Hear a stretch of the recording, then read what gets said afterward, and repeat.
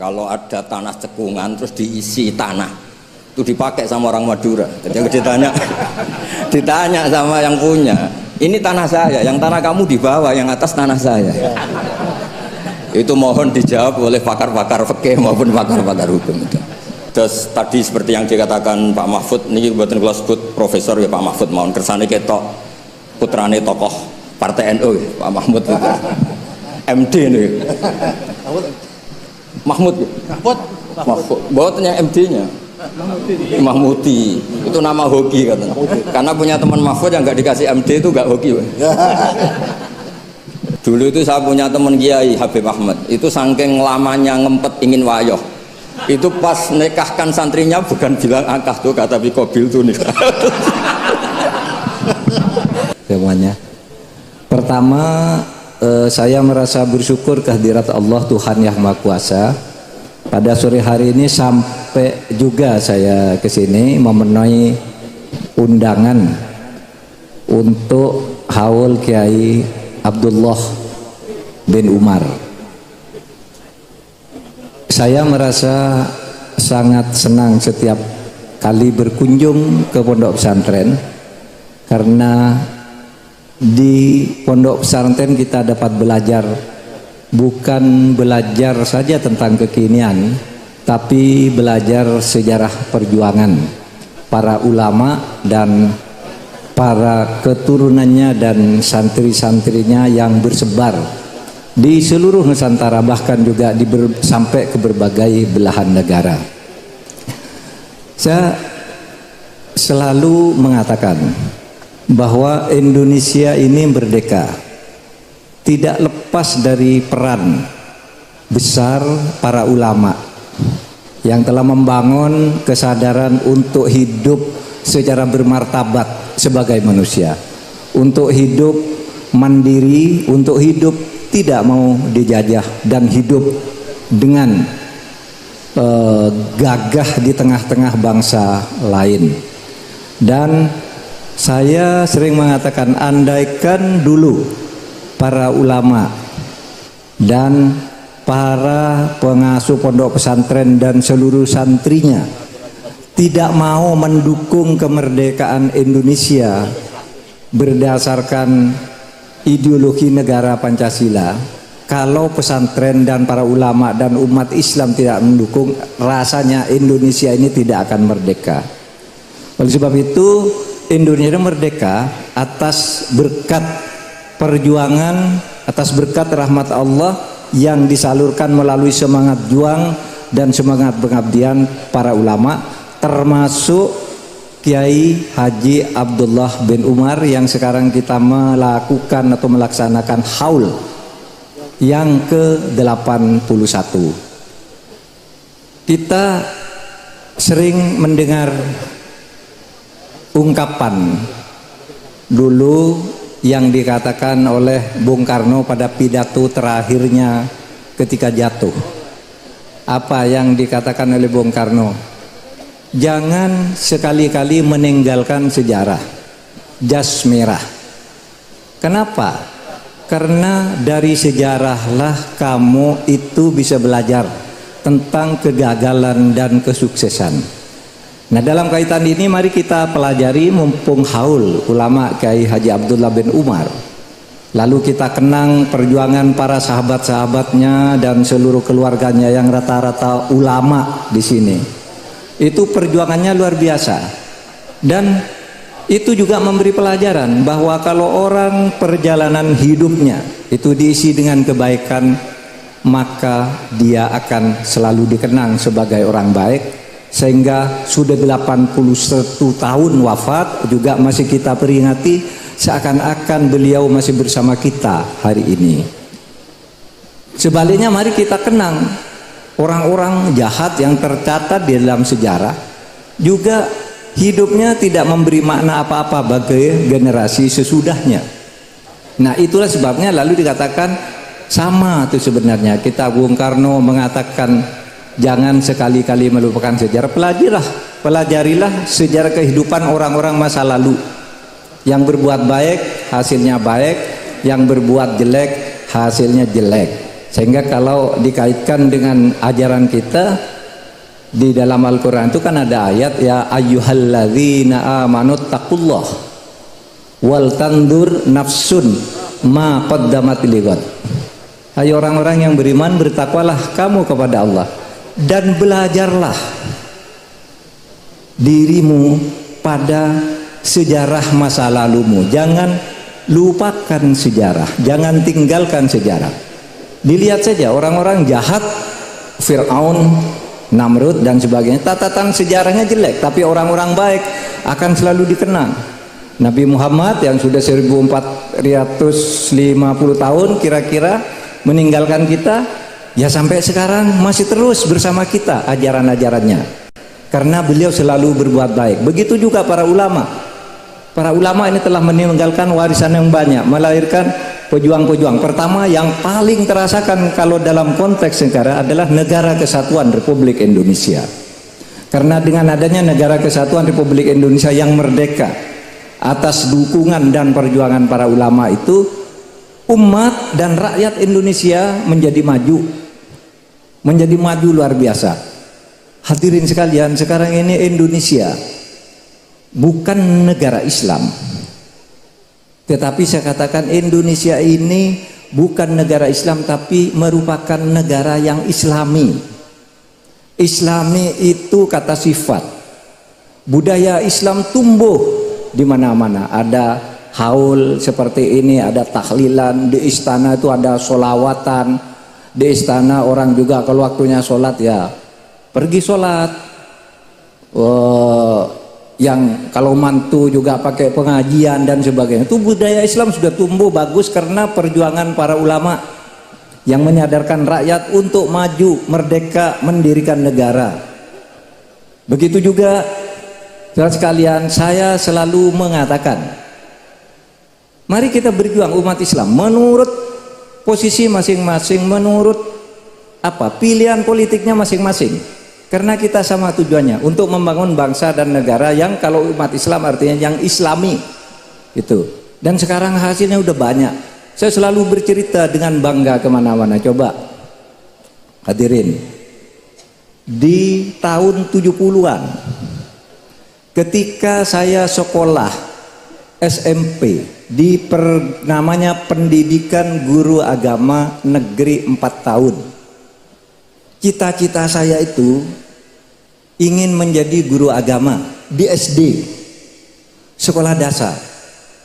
Tapi karena Indonesia ini merdeka, maka ketika saya sekolah diberi wawasan, jangan hanya sekolah PGA. Pergi kamu ke Jogja, saya sekolah ke Jogja, belajar pendidikan hakim Islam. Sesudah saya masuk pendidikan hakim Islam, enggak cukup hakim Islam, kok sempit sekali.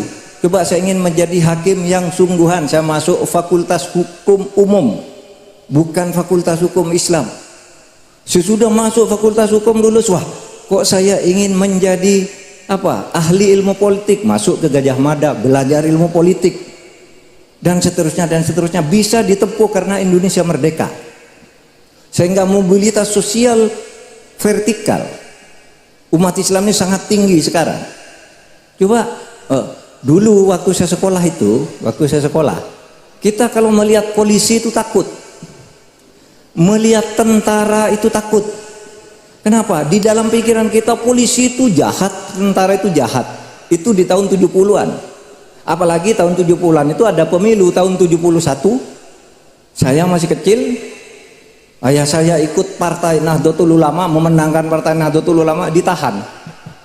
Karena di situ Golkarnya kalah di tahun 71 di tempat saya, dan ketua KPPS-nya di satu TPS itu ayah saya. Polisi itu sudah dijadikan tempat semaan Al-Quran, tempat majelis taklim, di markas kantor-kantor tentara, di Kodam, di Kodim itu sudah ada masjid, ada kelompok pengajian. Orang sudah pakai serban kayak gini biasa. Bahkan saudara, polisi pun sekarang sudah punya seragam polwan muslimah. Karena Islam tidak lagi dianggap sebagai sesuatu yang menakutkan atau menjijikkan gitu. Dulu kan waktu ada fobia, Islam itu apa, jelek, bodoh. Nah sekarang tidak bisa lepas dari tuntutan umat Islam yang maju dari waktu ke waktu, sehingga kaum muslimahnya masuk pendidikan polisi, jadi polisi, kemudian pakai baju muslimah. Baju polisi muslimah banyak tuh sekarang di pinggir jalan juga. Kalau di kantor-kantor tidak harus pakaian yang terbuka gitu, baju muslimah ada. Bahkan saudara, kalau dulu tentara itu sukanya membentak orang, sekarang itu sangat islami pelakunya. Misalnya begini, saudara tidak pernah membayangkan, saya punya seorang teman Kapolri. Kapolri ini pintar ngaji. Siapa waktu itu Kapolrinya? Pak Tito Karnavian. Itu Kapolri. Di rumahnya tuh setiap Rabu sore ada pengajian, ngundang anak yatim, lalu ngaji sama-sama. Kalau pergi kemana-mana, sholat Jumat dengan saya jadi khotibnya, karena ini kunjungan ke daerah resmi, saya jadi khotib, Pak Tito itu jadi imam, fasih sekali. Panglima TNI sekarang yang namanya Pak Hadi Cahyanto itu teman saya, sekarang Menteri ATR BPN. Naik pesawat, bawa pesawat TNI Angkatan Udara, berhenti di suatu tempat persis jam 1. Berhenti di suatu tempat apa? Ketika diatur makan, ntar dulu saya mau sholat. Biasa bagi orang mau sholat, bagi kita biasa. Tapi kalau seorang Panglima TNI begitu, itu membanggakan bagi kita orang Islam. Iya, Panglima TNI kita sekarang sudah Islami.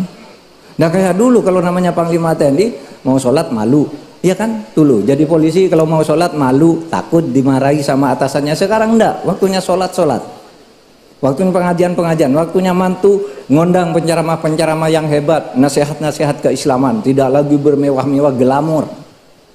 Nah ini perkembangan umat Islam di Indonesia karena perjuangan nih para seperti Kiai Abdullah bin Umar, Kiai Hamid Pasuruan, Kiai Maksum Lasem, dan seterusnya.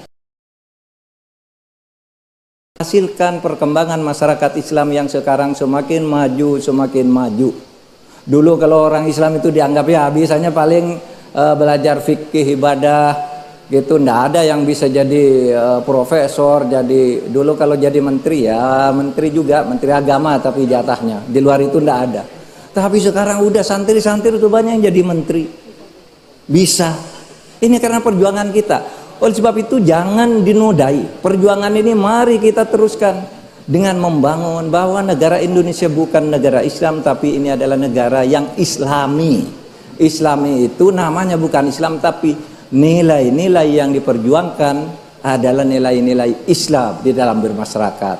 Sehingga apa? Dalil yang sering dipakai itu kan al-ibrah fil Islam bil jauhar la bil madhar. Patokan dasar kalau engkau memperjuangkan kebesaran Islam di masyarakat ini, masuk dari substansinya, dari nilai-nilai dasarnya, tidak perlu simboliknya, la bil madhar. Tidak perlu. Apakah itu boleh? Boleh. Tetapi itu tidak harus. Sehingga kita harus berbagi.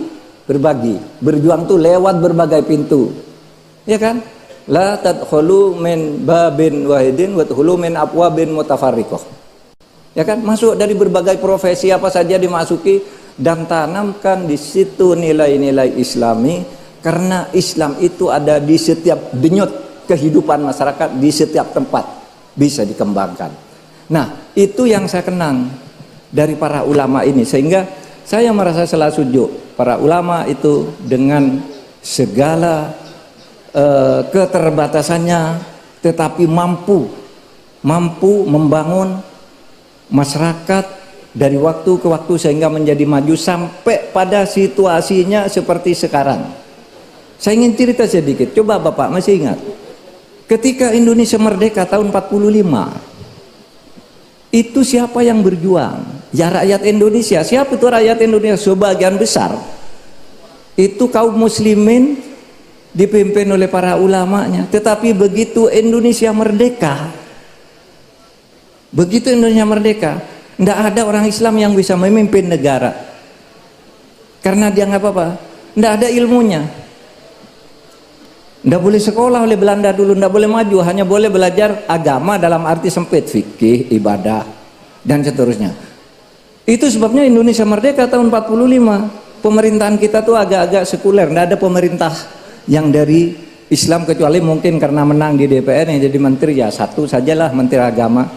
Tetapi ketika Kiai Wahid Hasyim menjadi Menteri Agama, itu membuat peraturan agar sekolah pesantren, madrasah itu disamakan dengan SD, sanawiyah itu disamakan dengan SMP, SMA itu disamakan dengan aliyah, al-jami'ah universitas itu disamakan dengan universitas perguruan tinggi negeri.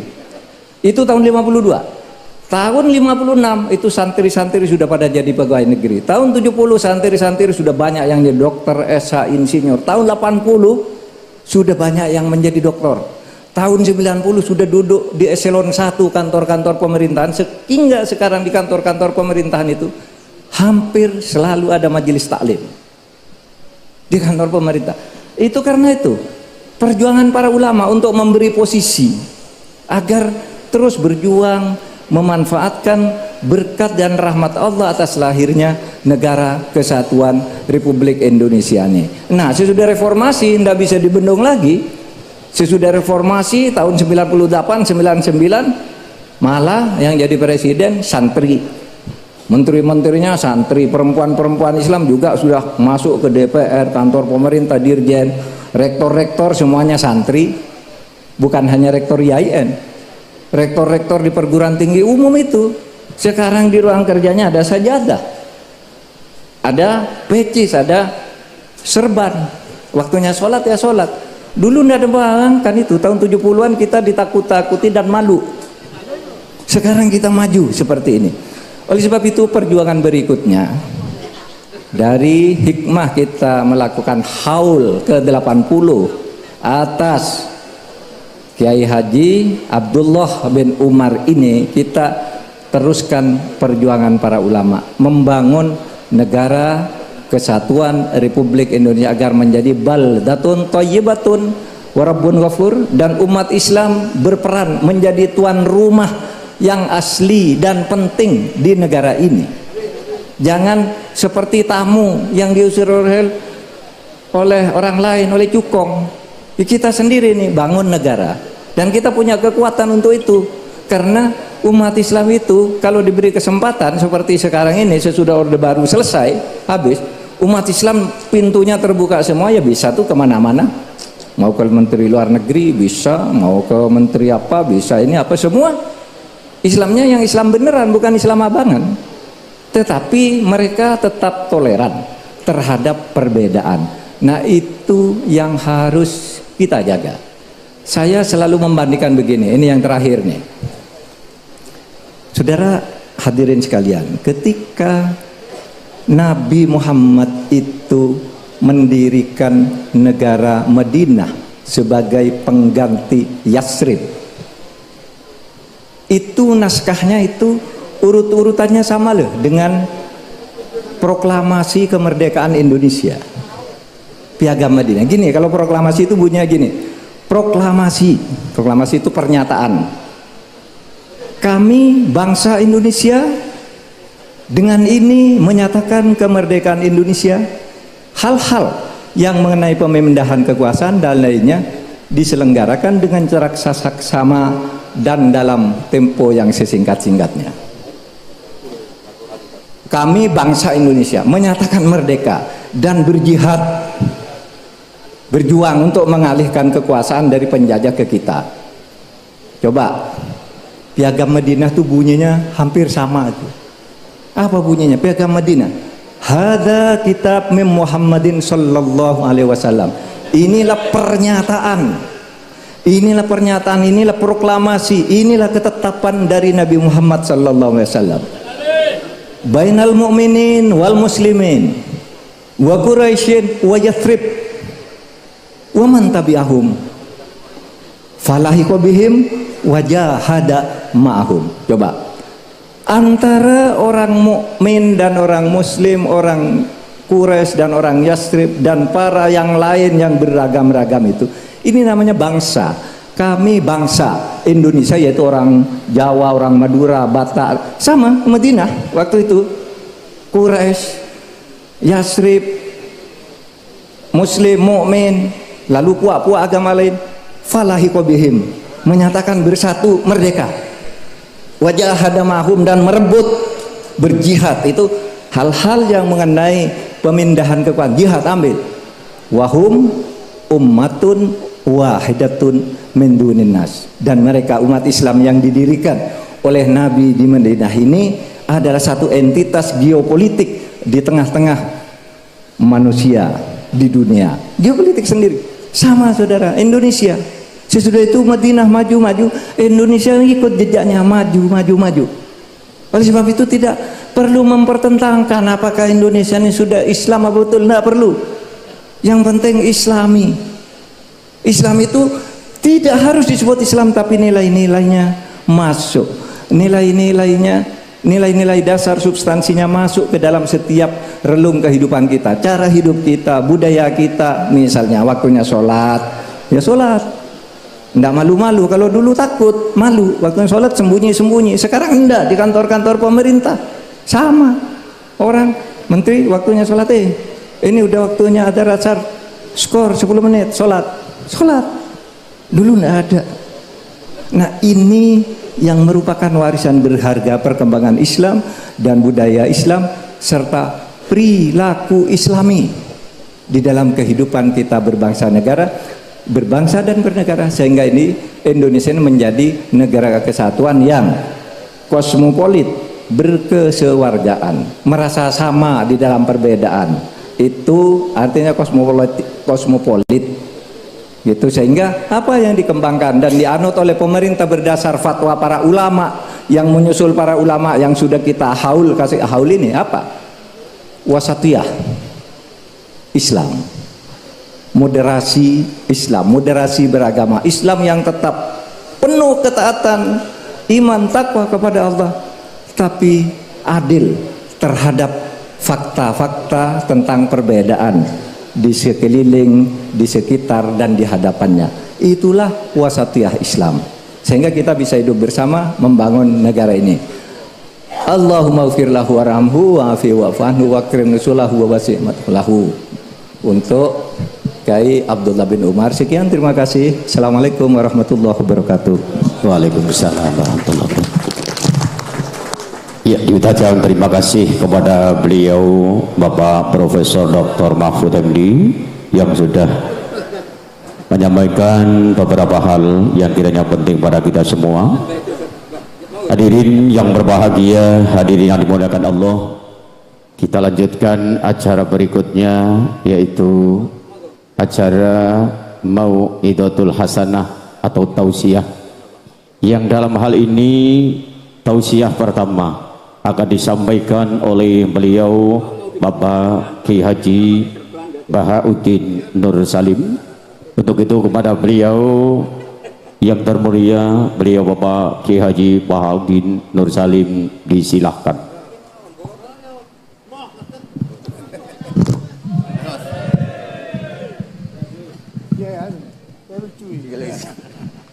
Assalamualaikum warahmatullahi wabarakatuh. Bismillahirrahmanirrahim. Rabbi shrah li sadri wa yassir li amri wahlul 'uqdatam min lisani. Allahumma shalli wa sallim barik ala sayyidina wa ala Muhammadin wa ala alihi wa sahbihi asma'in, nama ba'du. Ingkang sangat kula hormati Pak D kawula Haji Idris Abdul Hamid, wonten para habaib Habib Ahmad Al-Habsyi, wonten Profesor Hukum nih. Sedanten wonten niki nggih mitra kula teng UII. Tapi wonten PR saking tetangga Pak Mahfud itu. Kalau ada tanah cekungan terus diisi tanah, itu dipakai sama orang Madura. Jadi ditanya sama yang punya, ini tanah saya, yang tanah kamu di bawah, yang atas tanah saya. Itu mohon dijawab oleh pakar-pakar fikih maupun pakar-pakar hukum itu. Jadi kalau ada cekungan dibruk, kemudian tetangga Pak Mahfud pakai, itu milik siapa? Yang atas tanah saya, yang tanah bapak di bawah. Itu PR untuk seorang profesor, itu juga PR saya sebagai ahli fikih. Itu saya pernah ditanya gitu orang Madura. Saya bilang, kamu gak butuh jawaban kan, butuh pengakuan, kata saya. Ini dulu Pak Mahfud besar itu karena jadi Menteri Pertanahan, kata Gus Dur. Lama-lama jadi pertahanan. Ini gue nanya Pak Mahfud. Jadi ini rileks saja. Tadi saya ini kagum sama Mbak Idris sama Habib Ahmad. Dulu itu saya punya teman Kiai Habib Ahmad, itu saking lamanya ngempet ingin wayoh. Itu pas nikahkan santrinya bukan bilang akah tuh kata Bikobil tuh nikah. Jadi untuk tidak salah itu hebat. Terus ditanya, oh saya ini grogi baru latihan Kiai sehingga salah. Terus kadung Ya, ada Kiai yang pinter. Kemarin pas mempelainya jelek, Anda tidak keliru katanya. Ternyata karena nganten putrinya tuh cantik, langsung bilang Kobil tuh nikah. Kalau pas jelek bener. Jangan-jangan pengalaman pribadi. Terus niki keluarga sedanten maaf. Jadi dulu Pak Hamid lahirnya di dalam ini Kiai Hamid. Kiai Hamid lahir di sini, punya abah asmane niku Abdullah bin Umar. Kiai Abdullah itu punya saudara kandung tuh buyut saya. Buyut saya itu ruju paling terakhir, sehingga mas-mas di sini ini kumo luhur semua sama saya. Main suruh, main apa itu. Karena saya ini madlum terus ditegir alim, sehingga madlum itu orang paling didolimi. Jadi akhirnya Allah simpatik, terus yang paling top akhirnya termasuk saya. Karena paman-paman ini dolim saja nyuruh. Saya ini kiai paling nggak suka diundang. Bukan karena saya sombong, nggak diundang tuh ribet. Ngomong harus muji yang punya rumah. Tadi Mas Zainul ini yang namanya Mas Zainal Arifin tuh ini. Ini di struktur ponaan, tapi gara-gara pengasuh tadi disebut Pak Mahfud nomor 1. Itu sepanjang sejarah. Naturalisasi. Mantu ya, naturalisasi. Ini kayak ini juga naturalisasi ini. Jadi mantu-mantu itu agak berulah Pak Mahfud. Kalau saya ini gen asli, saya punya darahnya Ki Umar. Terus tadi seperti yang dikatakan Pak Mahfud, ini buatan kelas sebut profesor ya Pak Mahfud mohon kersane ketok putrane tokoh Partai NU ya, Pak Mahmud itu. MD nih. Mahmud ya? Mahfud. Buatnya MD-nya. Mahmudi. Itu nama hoki katanya. Karena punya teman Mahfud yang nggak dikasih MD itu nggak hoki. Yang temannya nggak dipakai MD ya? Nggak hoki. Yang hoki itu yang dikasih. Iya kan aslinya. Yang dikasih MD. Jadi ini luar biasa, abahnya dikenang sampai diletakkan terus ya, dikira itu gelar, orangnya nggak tahu dikira gelar. Saya cerita sedikit tentang komposisi tadi yang ngarang sholawat badar itu Mahfud itu ya Duryas ini, namanya Kiai Ali bin Mansur bin Siddiq. Ya. Kalau mbah saya kandung Fatimah binti Idrus bin Umar, jadi mbah Idrus itu saudara kandungnya Kiai Abdullah. Nama kecilnya Abdul Khalik. Dulu itu ini cerita ke mas-mas yang gak pati seneng ngaji, ini buatan nyindir, cerita mas-mas yang buatan pati seneng ngaji Bang Mahfud. Dulu ketika di umum diajarkan matematika porogapit, itu di pondok sudah dikasih metode porogapit yang lebih simpel. Jadi kalau 2,5 itu di bahasa Faraid disebut rubul usyur. Karena orang Arab itu gak suka nulis, sehingga kalau 100 2,5 nya berapa disebut rubul usyur. Ditaksir dulu, 1/10-nya 100 kan 10. Nah setelah 10 rubuknya, seperempatnya berapa? 2,5. Sehingga tanpa ditulis tahu, misalnya saya 1 miliar, 2,5 nya berapa? 1 miliar berarti 1/10-nya 100 juta, seperempatnya berarti 25 juta, namanya rubul usyur. Sehingga saya pernah ketemu pakar matematika dari beberapa kampus, cepet-cepetan ngitung matematika, itu kita tidak kalah. Karena saya jenis cucu Mbak Umar yang sinau, ini nyindir putu-putu sing berapati seneng sinau. Terus monggo kalau aturi tobat gitu kersane. Karena saya ini tiap acara di sini, niku dikongkon pidato, tapi posisi ini dikongkon, buatan kehormatan. Gratisan bisa ngatur. Intinya gue gratis lah ini. Kemarin saya itu di hallnya Pak Hamid, sebetulnya mau dibarengkan jenengan tanggal 24, tapi katanya Pak Mahfud milih yang rame, Pak Mahfud milih yang 25. Karena saya ini bakat wali jadi milih yang 24 itu. Jadi sebetulnya di tradisi matematika pondok itu tidak kalah cepat. Misalnya 1/20 atau 1/10. Misalnya zakatnya zuhur itu disebut usyur au nisful usyur. Jadi kalau kita punya aset 100, usurnya 10. Kalau nisful usyur berarti 5. Nah, ketika di kampus diajarkan itu 1/20, santri bingung, mereka mikir porogapit. Sebetulnya itu usyur atau nisful usyur. Lah nggih, monggo para putu niki sinau malih nggih niki putu-putu banget. Aja diundang Gus tok gratisan cucap-cucup.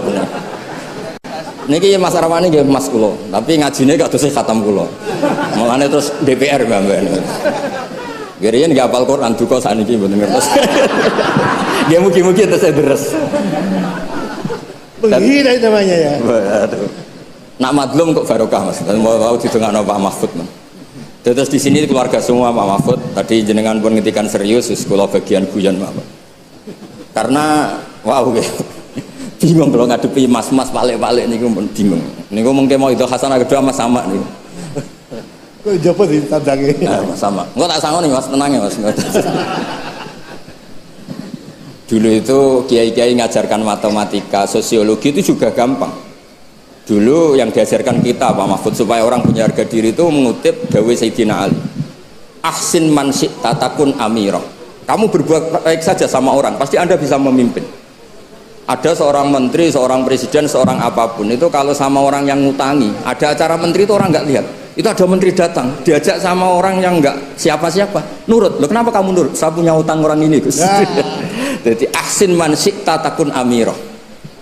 Terus wastahni amman syi'ta takun nadhirah. Dan kamu tidak usah butuh orang lain, maka kamu setara. Itu kenapa para kiai-kiai yang masih megang ini ketika kenal orang kaya, kenal pejabat biasa saja, karena sekali butuh, wah masalah ini. Jadi wastahni amman syi'ta takun nadhirah. Terus terakhir wahtas ila man syi'ta takun asirah. Dan silahkan kamu butuh orang lain, maka kamu akan menjadi tawanan orang itu. Sehingga di tradisi kiai itu meskipun orang paling miskin pun itu punya harga diri karena tidak punya utang. Wastahni amman syi'ta takun nadhirah. Kamu tidak bisa butuh orang lain, pasti kamu setara. Kalau kalian Mas Sama ini kalah, ngundang Mas, yang mbak Kiai Behi keren, putu Mbah Hamid. Sering neror kulo ini putune wali. Mbah Hamid dulure mbahku paling padha waline. Terus ojo saingan mbah, saiki saingan putu.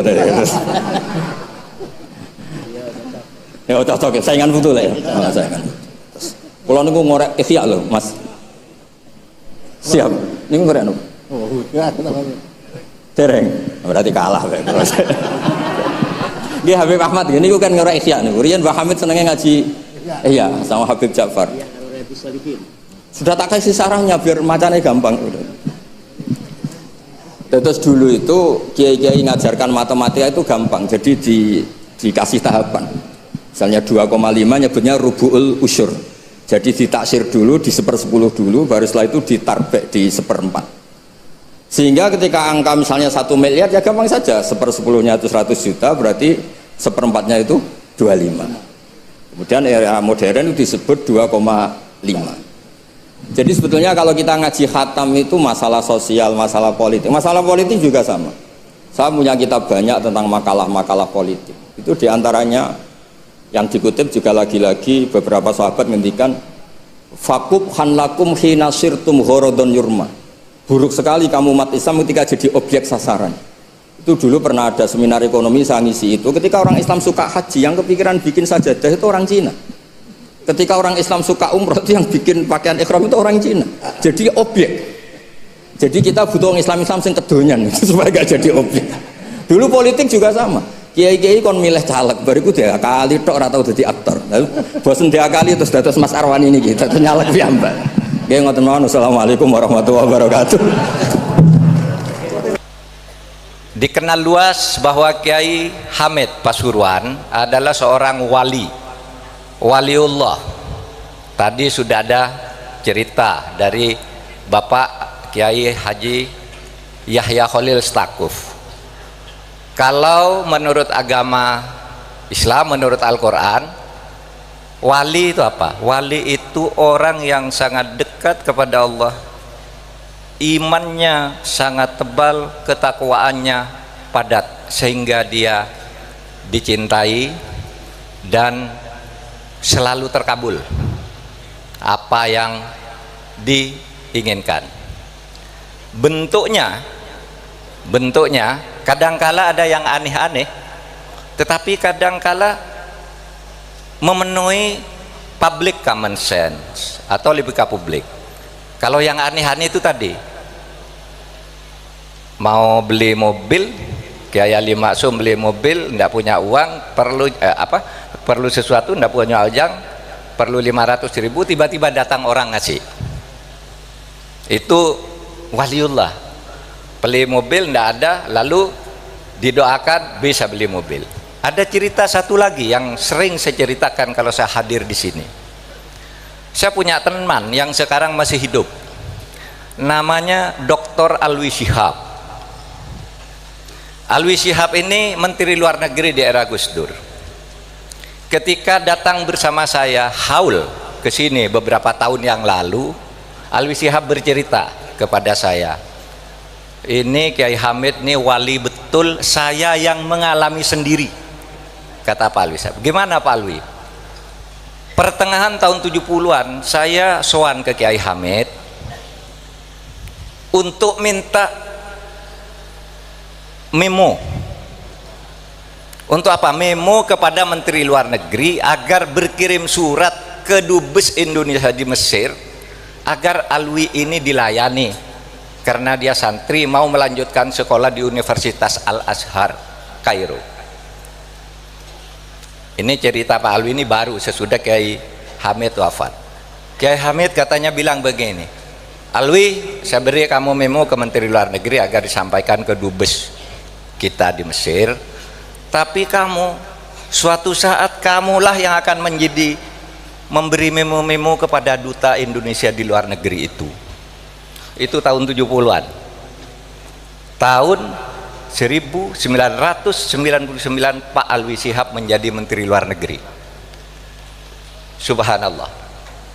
Itu apa? Mukasyafah dari seorang waliullah. Sehingga kita merasa nyaman kalau dekat dengan para wali, belajar dari para wali. Hadirin sekalian, kita mengambil pelajaran dari wali itu, selain dari kisah-kisah tadi yang ajaib-ajaib itu, yang hampir tidak masuk akal tetapi terjadi, kun fayakun itu tadi, kita mengambil hikmah yang substantif juga dari kehadiran Kiai Hamid di Republik ini. Beliau adalah salah seorang ulama besar, tokoh pesantren yang telah melahirkan ribuan bahkan puluhan ribu santri-santri yang kemudian mengisi dan memajukan Republik Indonesia ini.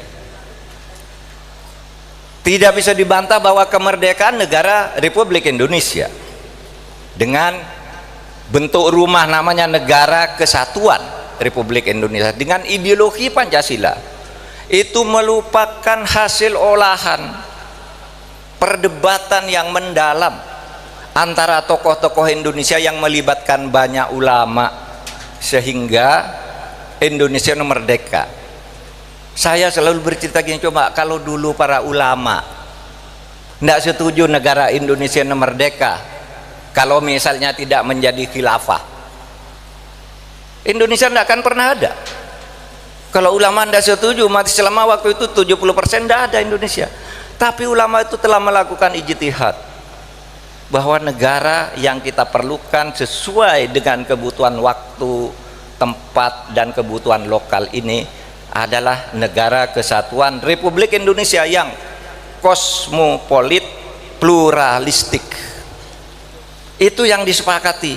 Dan saudara, karena kesepakatan itu Indonesia merdeka, dan karena Indonesia merdeka maka kaum muslimin itu maju sekarang ini. Maju. Saya katakan coba berapa sekarang kaum muslimin, kaum santri yang dulunya dianggap orang kampungan sekarang sudah duduk di kantor-kantor pemerintah, pimpinan ormas, kepemudaan di masyarakat, bisnis, semua maju orang Islam sekarang ini karena Indonesia merdeka. Dan yang ikut melahirkan kemerdekaan Indonesia ini adalah para ulama, terutama santri-santri Kiai Hamid ini antara lain, yang merupakan waliullah. Sekarang saudara, saya dulu tahun 70-an ikut kampanye politik. Orang Islam dulu yang kampanye politik yang seru-seru sekali itu tidak banyak yang menjadi orator panggung yang datang ke Madura. Saya mendengarkan Kiai Sukron Makmun pidato politik pemilu tahun 71. Wah, luar biasa. Tapi waktu itu umat Islam masih terbelakang, tokohnya sedikit. Ya, sekarang perjuangan untuk memajukan Islam itu sedikit demi sedikit maju, sehingga pada tahun 80-an udah polisinya udah pinter ngaji, di mako polisi itu sekarang jadi tempat pengajian. Saya selalu bercerita begini, bagaimana Anda mengatakan di Indonesia itu Islam tidak tumbuh dengan budaya pesantren? Tumbuh. Dulu tahun 70-an, saudara jangan bermimpi kok ada panglima TNI gitu, lalu sholat secara terbuka. Ini saya nih, sebagai Menko Polhukam pernah bepergian sama panglima. Berhenti di suatu tempat pesawatnya, lalu apa yang dia lakukan pertama? Mohon izin, saya mau sholat dulu. Panglima nih sholat dulu, saudara, sembunyi-sembunyi orang sholat itu, malu takut. Sekarang berani. Kapolri waktu itu Pak Tito, saya datang ke rumahnya Rabu, ada pengajian ibu-ibu di rumah dinas Kapolri, ada pengajian. Artinya Islam itu sekarang karena punya NKRI, Negara Kesatuan Republik Indonesia, sudah tumbuh dengan budaya pesantren, egaliter, kosmopolit, menghargai perbedaan, hidup bersama untuk maju. Sehingga saya katakan begini, kok tidak benar ya bagi saya kok ada istilah umat Islam di Indonesia didiskreditkan, di Indonesia ada Islamofobia. Tidak ada, karena Islamofobia itu artinya pemerintah benci kepada umat Islam, pemerintah takut kepada umat Islam, sehingga akibatnya apa? Umat Islam itu dikucilkan, tidak boleh berperan di dalam kehidupan negara. Sekarang enggak, di dalam kehidupan politik orang rebutan umat Islam. Kalau ternyata ada yang terdiskriminasi, itu salahnya sendiri, kualitas umat Islamnya yang belum bagus. Negara sekarang pemerintah tidak ada Islamofobi, misalnya mendiskreditkan umat Islam. Sekarang minta undang-undang pesantren kita kasih, minta Universitas Islam Negeri kita kasih, karena ini umat Islam besar. Kita sekarang punya UIN, Universitas Islam Negeri di Indonesia sebanyak 27 UIN ditambah IAIN ditambah Stein. Pesantren-pesantren sekarang sudah megah seperti ini. Karena apa? Ini salah satu perjuangan dari Kiai Abdul Hamid sebagai waliullah dalam arti yang logis, bukan yang ajaib-ajaib tadi itu banyak, tapi yang logis yang kita rasakan semua, bukan orang per orang yang merasakan. Kalau tadi yang merasakan ya Kiai Bisri, lalu Pak Alwi, atau mungkin siapa lagi yang merasakan, itu orang per orang. Ini umat sekarang yang merasakan, sehingga hidup di negara kesatuan Republik Indonesia yang berpersatuan. Apa yang diajarkan? Hargai manusia, jangan jumawa engkau, hiduplah sederhana, hiduplah secukupnya, bukan berlebih-lebihan. Lebih tegas lagi, tegakkan aturan hidup bernegara dengan baik. Ada yang mengatakan begini, Pak, sekarang terjadi Islamofobia karena ada orang Islam dibilang kadrun. Saudara, yang bilang kadrun itu bukan pemerintah, itu dari kelompok masyarakat terhadap kelompok masyarakat yang lain. Kalau Islamofobia itu yang mengatakan itu pemerintah baru. Sama kalau ada orang bilang kadrun lalu bilang ada Islamofobia, berarti ada Kristenfobia. Karena orang Islam juga sering bilang, apa tuh orang Kristen kok membangun gereja di situ? Apa tuh orang Hindu kok pakai kemenyan di situ lalu ditendang? Itu namanya Hindufobia dan Kristenfobia kalau antar rakyat mau dianggap sebagai fobian. Ini tidak ada fobi dari pemerintah, saudara sekalian, tidak ada fobi. Itu antar rakyat dan itu yang diatur oleh pemerintah agar semuanya hidup rukun dan damai sebagai bangsa. Ala inna awliya Allah la khaufun alaihim walahum yahzanun. Bahwa sesungguhnya orang-orang yang dekat kepada Allah, bertakwa kepada Allah, yaitu waliullah, maka tidak akan pernah takut dan khawatir. Mereka itu termasuk pengikut-pengikutnya seperti kita. Wallahul muwaffiq ila aqwamit thoriq. Assalamualaikum warahmatullahi wabarakatuh.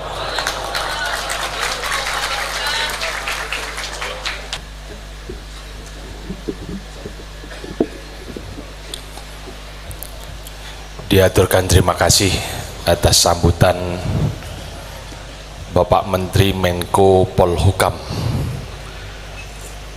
Profesor Dr. Haji Muhammad Mahfud MD. Dan dari apa yang beliau sampaikan, kita bisa membuktikan bahwa ternyata